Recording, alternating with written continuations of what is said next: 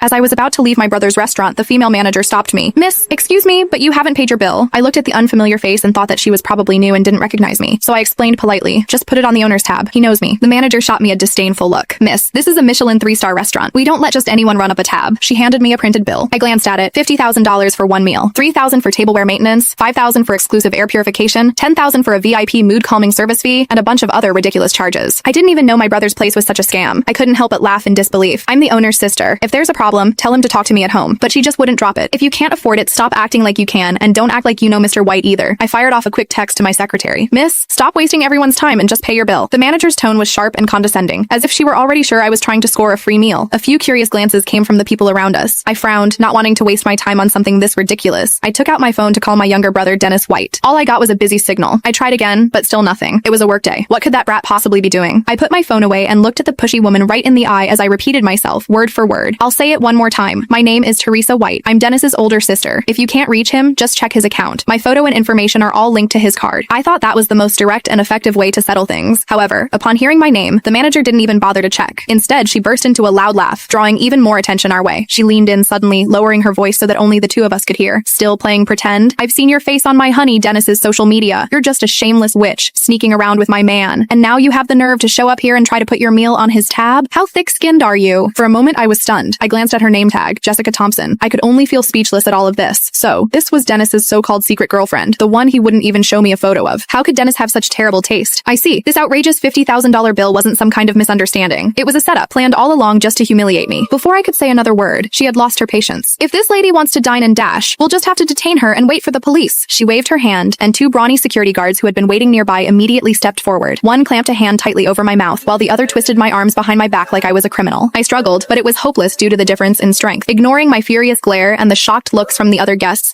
they dragged me roughly toward the kitchen. They then dumped me into a storage room that reeked of disinfectants and leftover food. The door slammed shut, cutting me off from all light and sound outside. In the darkness, the manager, Jessica, didn't say a word. She simply lifted her foot that was clad in a high heel and kicked me hard in the stomach. The pain was so intense that I curled up on the floor, my stomach churning. "Spending my man's money, huh? Trying to seduce him?" she screamed, her voice tinted by jealousy and rage. Standing over me, she ordered the two guards and said, "Beat her up and don't hold back." The two security guards were clearly on her side. Without the slightest hesitation, they started to punch and kick me. I clenched my teeth, keeping inside every cry and groan. It felt like my bones were breaking and my innards were scrambling. Jessica kept screaming, "Who do you think you are? You're nothing but a leech. I told you I'm his sister. If you don't believe me, ask Dennis yourself. Call him right now and I'll speak to him." I tried to explain, but she didn't care at all. She only raised her hand and stopped the assault when I grew dizzy and everything started spinning. She pressed the heel of her high heel onto my shoulder, smiling down at me. "You'd better pay for your meal today and cough up another $50,000. This is what you get for going after my man and spending his money."